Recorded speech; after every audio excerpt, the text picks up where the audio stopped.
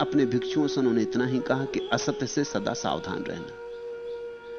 उसके साथ कभी ना जीत हुई है ना कभी हो सकती है। एस धम्मो सनातनो, यही शाश्वत नियम है। और तब उन्होंने ये गाथाएं कही।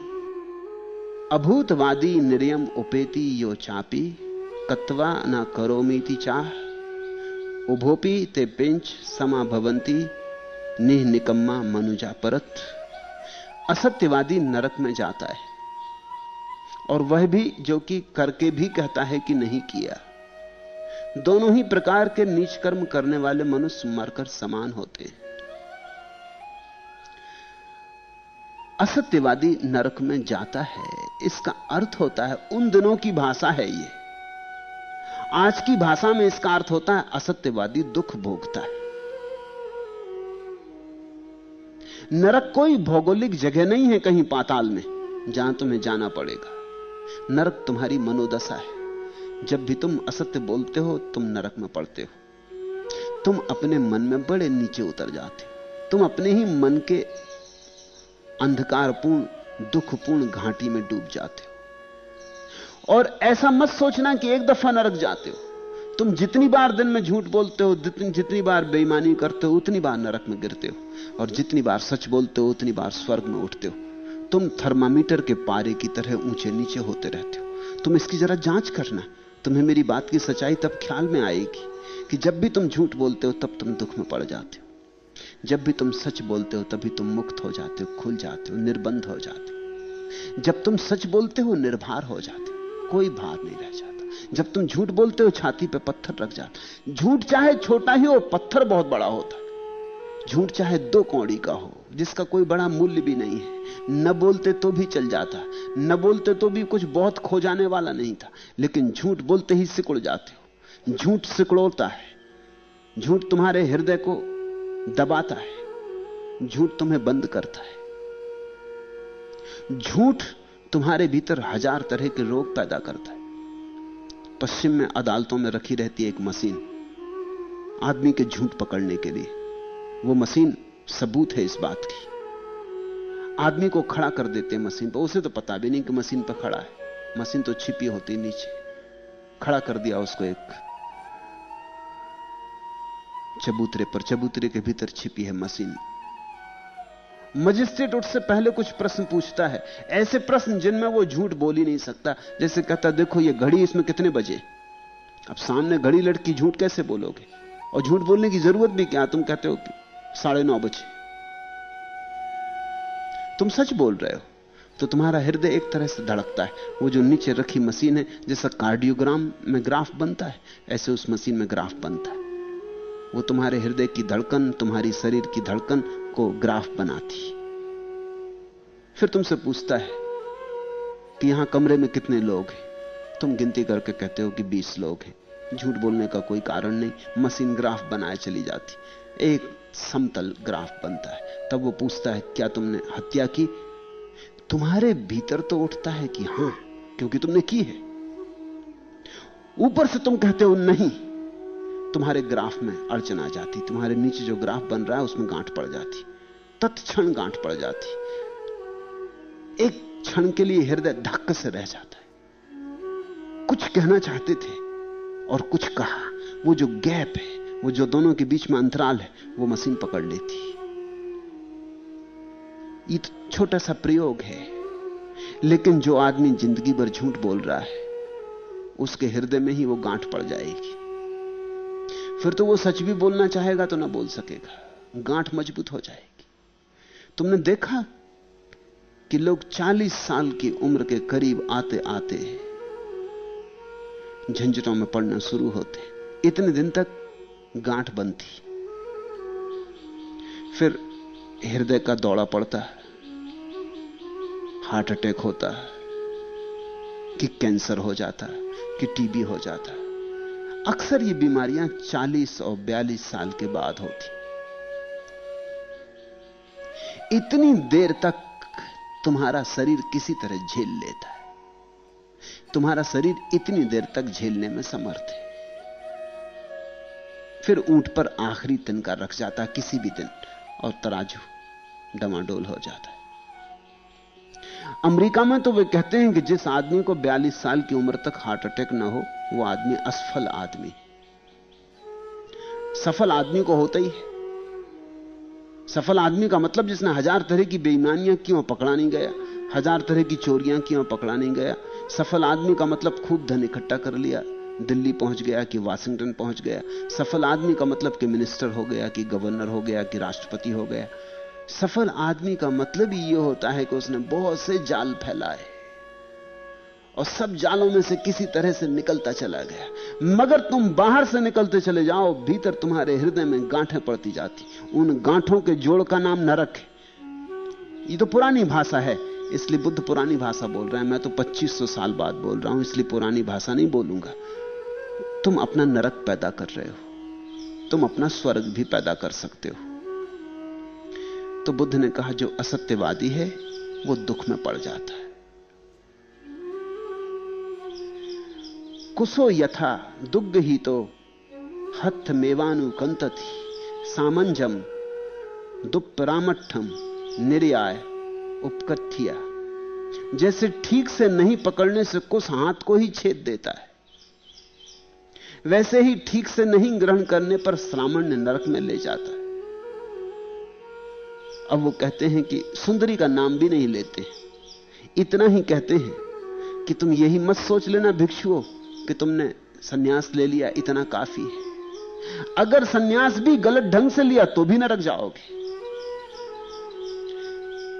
कोमल सी घास देखी ना, कुछ इस कोमल सी घास को भी अगर गलत ढंग से तोड़ो तो हाथ कट जाता है। कोमल सी घास क्या हाथ काटेगी, लेकिन कोमल सी घास को भी अगर तोड़ना ना आता हो और तुम गलत ढंग से तोड़ लो तो हाथ कट जाए, लहू निकल आए। सन्यास जैसी सहज और शांत चीज भी अगर तुम गलत ढंग से पकड़ो तो काट देगी, तो तुम्हें दुख में ले जाएगी, तो नरक में गिरा देगी। सन्यास भी गलत हो सकता है, यह स्मरण रखना, और संसार भी सही हो सकता है, यह भी स्मरण रखना। ठीक और सही आदमी होते हैं, सन्यास और संसार का कोई सवाल नहीं। अब ये सुंदरी परिव्राजिका सन्यासी हो गई थी, बुद्ध से दीक्षित हो गई थी। ये कैसी दीक्षा थी, ये कैसा सन्यास था, इसे संकोच भी ना लगा।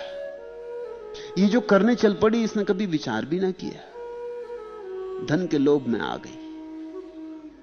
और तुम ऐसा मत सोचना कि बड़ी पापी रही होगी, बिल्कुल मत सोचना, सामान्य थी। ऐसे ही सामान्य लोग हैं। अगर कोई तुम्हें रुपया दे और मेरे खिलाफ कोई बात कहलवाना चाहे तो तुम जरा अपने मन में विचार करना कल सुबह बैठ के कि तुम कितने रुपए लेके खिलाफ बात कहने को राजी। सिर्फ विचार करना, कोई दे भी नहीं रहा है, तुम ले भी नहीं रहे हो, सिर्फ विचार करना। 1000 रुपया कि 2000 कि 5000 कि 10,000, जैसे जैसे संख्या बड़ी होने लगी कि तुम पाओगे कि रस आने लगा, कि 50,000, तुम कहोगे 50,000 जरा ज्यादा हो गया, 50,000 ना लूं जरा मुश्किल हो जाएगा, कि लाख, तुम कहोगे अब छोड़ो भी, अब जाने दो, अब तो ले लो लाख। तुम जरा देखना कि कितने रुपए, और तुम्हें कोई दे नहीं रहा है, तब तुम पाओगे कि सुंदरी तुम्हारे भीतर भी छुपी सामान्य, कोई विशिष्ट बात नहीं है। पापी कह के मत छूट जाना, नहीं तो हमारी तरकीबें हैं ये। हम कहते हैं अरे बड़ी महापापी रही होगी बुद्ध जैसे व्यक्ति पर, और ऐसा लांछन लगाया, महा घोर पापी रही होगी, ऐसा कह के बच मत जाना। ये सामान्य मनुष्य का कृत्य है, और ये सामान्य मनुष्य सबके भीतर छिपा बैठा। ये हो सकता है सबके मूल्य अलग अलग, कोई 5 रुपए में राजी हो जाए, जुदास 30 रुपए में राजी हो गया, मगर 30 रुपए भी उस दिन के बहुत थे, ख्याल रखना। आज के 30 रुपए की बात नहीं, नगद चांदी थी। आज के 30 रुपए तो उस जमाने के 1 रुपए के मुकाबले भी नहीं। उस जमाने के 30 रुपए बहुत थे। 1 रुपए में जुदास के जमाने में पूरा महीना मजे से गुजर जाता था, शान से गुजर जाता था। 30 रुपए काफी थे। 30 रुपए से इतना ब्याज मिल सकता था उन दिनों कि आदमी जिंदगी भर मजे से जी लेता। तो तुम 30 रुपए पे अपने 30 रुपए मत सोचना, वो जो नोट 30 रुपए तुम्हारे खीसे में रहते उनको मत सोचना 30 रुपए में कैसे जीसस को बेच दिया। तुम जरा सोचो कि जिंदगी भर विश्राम मिल जाए, नौकरी इत्यादि की जरूरत ना रही, धंधा नहीं करना, चले गए माथेरान और विश्राम कर रहे हैं जिंदगी भर, और जरा सा एक झूठ बोलना है, चूकोगे तो पछताओगे, तो मन होगा कि बड़ी गलती कर रहे हो। तुम जरा विचार करना, और कभी भी किसी को जल्दी पापी कह के अपना छुटकारा मत कर लेना। ऐसे लेबल लगा के हम अपने को बचा लेते। सुंदरी ऐसी ही सामान्य व्यक्ति थी जैसे तुम हो, जैसे सब हैं। आ गई होगी धोखे में। बुद्ध तो उसका नाम भी नहीं लेते, वो तो इतना ही कहते हैं जैसे ठीक से नहीं पकड़ने से कुछ हाथ को ही छेद देता है, वैसे ही ठीक से नहीं ग्रहण करने से श्रामण्य भी नरक में ले जा सकता है। कैरा चे कैराथेनम दल्ह मेनम परक कमे शिथिलो ही परिबज्जो भीयो आकृते रजम। यदि प्रवज्या कर्म करना है, यदि संन्यास लेना है, तो फिर भली भांति ले, भली भांति करे, उसमें दृढ़ पराक्रम के साथ लग जावे। ढीला ढाला श्रामण्य बहुत मल व धूल बिखेरता है, उससे तो संसारी भला, कम से कम धोखाधड़ी तो नहीं। झूठा संन्यास ना ले, बुद्ध कहते, क्योंकि झूठा संन्यास और भी खतरनाक, संसारी से भी ज्यादा खतरनाक। अब थोड़ा समझो, अगर ये सुंदरी परिव्राजिका ना होती और वैश्या होती तो शायद गांव के लोग इतनी जल्दी भरोसा ना करते। कहते करे वैश्या है, उसकी बात का क्या भरोसा, 2 कौड़ी उसकी कीमत है, उसकी बात का क्या भरोसा। ये अगर वैश्या होती तो कोई इसकी बात का शायद इतनी आसानी से भरोसा ना करता, लेकिन ये श्राविका थी, ये परिव्राजिका थी, ये सन्यासिनी थी, फिर बुद्ध की ही सन्यासिनी थी। अब इसकी बात तो कैसे झुटलाओ, जब ये कहती तो ठीक ही कहती होगी। लोगों ने जल्दी भरोसा कर लिया। थी तो ये स्त्री वैश्या ही, नहीं तो इस तरह राजी हो जाती। वैश्या का अर्थ क्या होता है, इस शब्द पर कभी ध्यान दिया? यह शब्द उसी से बनता है जिससे वैश्य बनता है। वैश्य का मतलब होता है बेच के जीने वाला, दुकानदार। वैश्या का मतलब होता है अपने को बेचकर, अपने शरीर को बेचकर जीने वाली। उसने अपनी आत्मा तक बेच दी, ऐसा झूठ बोली जो उसके आत्मा के विपरीत था, ऐसा झूठ बोली जो उसके विपरीत था, जिसके चरणों में सिर झुकाया था, ऐसा झूठ बोली जो उसके विपरीत था, जिसको भगवान पुकारा था। यह आत्मा बेच देना हो गई। वैश्या ही थी, मगर ऊपर से वस्त्र तो पीत वस्त्र थे, वस्त्र तो भिक्षुणी के थे, वस्त्र तो परिव्राजिका के थे, रंग ढंग तो सन्यासिनी का था, इसलिए और भी आसानी हो गई। तो बुद्ध कहते हैं ढीला ढाला श्रामण बहुत मलवा धूल बिखेरता है। नगरम यथा पंचंतम गुत्तम संतर बाहिरम एवं गोपेथ अत्तानम खणो वेमा उपच्चेगा खणातीता ही सोचंती निर्यम ही समप्पिता। जैसे सीमांत का नगर भीतर बाहर खूब रक्षित होता है, उसी प्रकार अपने को रक्षित रखे, क्षण भर भी ना चूके, क्योंकि क्षण को चूके हुए लोग नरक में पड़कर शोक करते। बुद्ध कहते हैं जैसे सीमांत का नगर ऐसा हो सन्यासी। नगर 2 तरह के होते, सीमांत का नगर होता है जैसे कि पंजाब है। तुमने कभी सोचा कि पंजाबी इतना मजबूत कैसे हो गया है? सीमांत के लोग सदा मजबूत हो जाते, सीमांत पर रहने वाले लोग सदा कट्टर हो जाते, हिम्मतवर हो जाते। मध्य देश में रहने वाले लोग ढीले पोले हो जाते, हो ही जाते, क्योंकि वहां कोई खतरा तो आता नहीं। सारा खतरा जब आया तो पंजाब, जब भी कोई खतरा आए तो पंजाब, पहली टक्कर पंजाब में। सिकंदर आए कि तैमूर आए कि नादिर आए कि कोई भी आए तो पंजाब, तो पंजाबी को पहले टक्कर लेनी पड़े तो उसे सजग भी रहना पड़े, उसे जूझने के लिए तैयारी भी रखनी पड़े। तो अगर वो बलशाली हो जाए और उसमें एक साहस आ जाए, आश्चर्य नहीं है। मध्य देश में रहने वाला आदमी, उस पर झगड़े झंझट आते ही नहीं, सुरक्षित है, चारों तरफ से सुरक्षित है। उस पर खतरा नहीं आता तो उसमें रीढ़ भी पैदा नहीं होती। बुद्ध कहते हैं सन्यासी सीमांत पर जैसे नगर होता ऐसा होना चाहिए। संसारी तो ठीक है, बीच में रहता, उस पर उतने खतरे भी नहीं, लेकिन सन्यासी पर खतरे ज्यादा हैं, क्योंकि उसने वासनाओं से टक्कर लेने का निर्णय किया, उसने वृत्तियों के ऊपर उठने की आकांक्षा की, वो इस संसार के पार जाने के लिए अभिप्सु हुआ है, उसने एक बड़ा अभियान करना चाहा है, उस पर खतरे ज्यादा हैं। सारी वृत्तियां जिनके वो पार जाना चाहता उस पर हमला करेंगी। लोभ संसारी को उतना नहीं सताता जितनी तीव्रता से सन्यासी को सताता है, क्योंकि लोभ देखता है कि तुम निकले, कि तुम चले मेरे हाथ के बाहर, जा कहां रहे हो। लोभ आखिरी हमला करता है। काम संसारी को उतना नहीं सताता जितना सन्यासी को सताता, क्योंकि काम भी देखता है कि जा कहां रहे हो महाराज, मुझे छोड़ चले, इतने दिन का साथ ऐसे तोड़ चले, रुको मैं भी आता हूं। और बड़े जोर से हमला करेगा, स्वाभाविक, इतना पुराना संगी साथी ऐसे एकदम अचानक रास्ते में छोड़ के आप चल पड़े। पूरी जिद्द से, हट से लगेगा, झुकाएगा, स्वाभाविक है। तो बुद्ध कहते हैं सीमांत का नगर जैसे, भीतर बाहर से खूब रक्षित। ऐसा सन्यासी हो, भीतर बाहर से खूब रक्षित, ध्यान से रक्षित, शांति से रक्षित, धैर्य से रक्षित, श्रद्धा से रक्षित, क्षण भर भी न चूके। और ऐसा भी ना करे कि एक आध क्षण चूके तो क्या हर जाए, एक क्षण चूके तो काफी हो जाता, क्षण में ही तो सब भूलें हो जाती। 24 घंटे जागा रहे। बुद्ध कहते थे सपने में भी ना चूके। बुद्ध अपने शिष्यों को ऐसी प्रक्रियाएं देते थे जिनमें सपने में भी वो जागे रहे।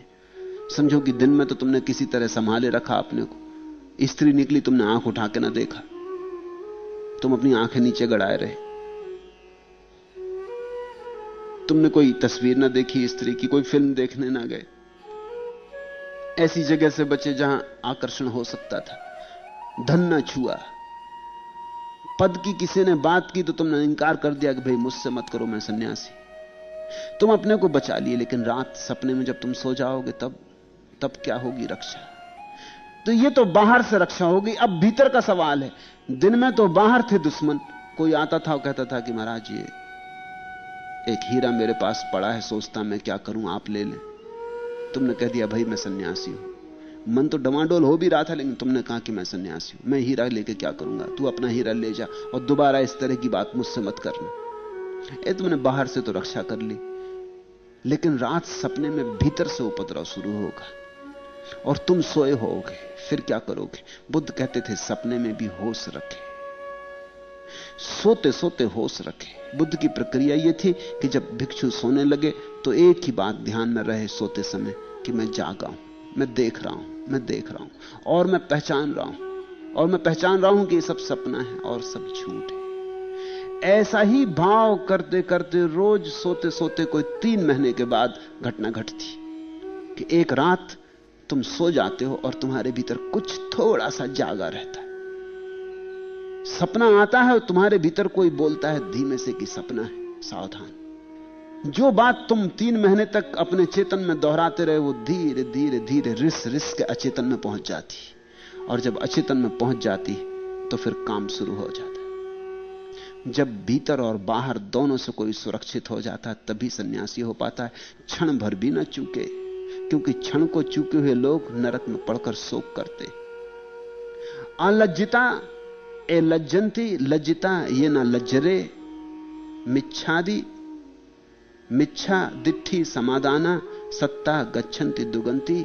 लज्जा न करने की बात में जो लज्जित होते हैं और लज्जा करने की बात में लज्जित नहीं होते, वे लोग मिथ्या दृष्टि को ग्रहण करने के कारण दुर्गति को प्राप्त होते। और बुद्ध कहते हैं लज्जा जिस बात की करनी चाहिए लोग उसकी तो लज्जा नहीं करते, और जिसकी लज्जा नहीं करनी चाहिए उसकी लज्जा करते। अब जैसे तुम्हारी यह फिक्र नहीं होती कि मैं झूठ ना बोलूं, तुम्हारी यह फिक्र होती है कि किसी को यह पता ना चले कि मैं झूठ बोला।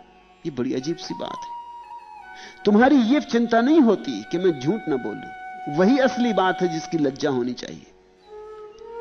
तुम्हारी इतनी ही फिक्र होती किसी को पता ना चले कि मैं झूठ बोला। बस पकड़े जाओ तो लज्जित होते हो, करते वक्त लज्जित नहीं होते, पकड़े जाते वक्त लज्जित होते हो।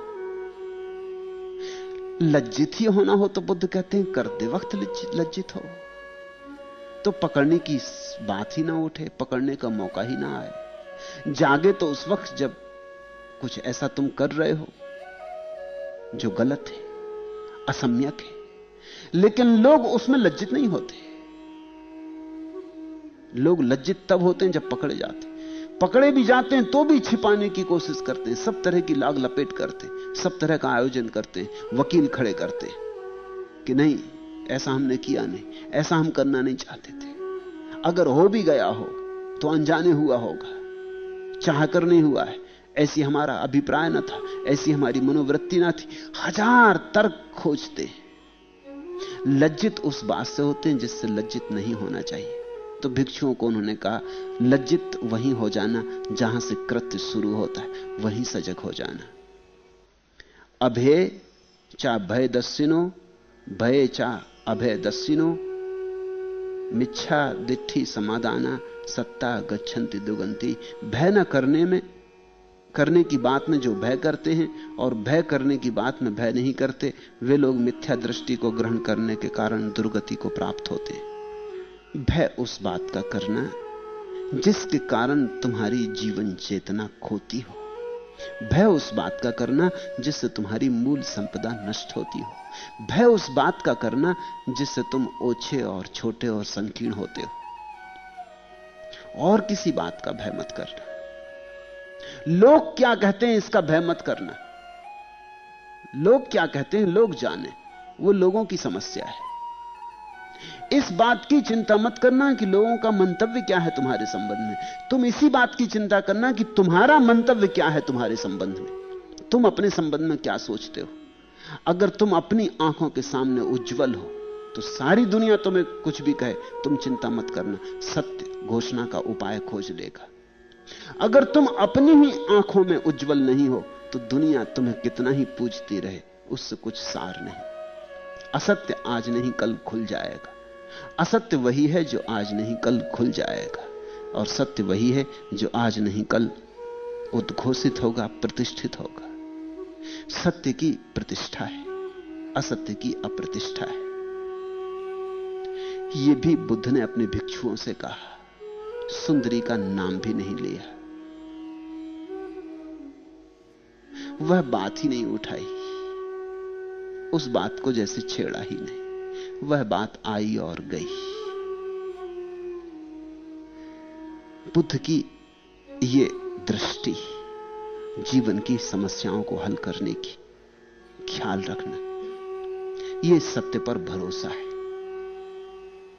यह सत्य के प्रति अपूर्व श्रद्धा है। सत्य जीतेगा ही,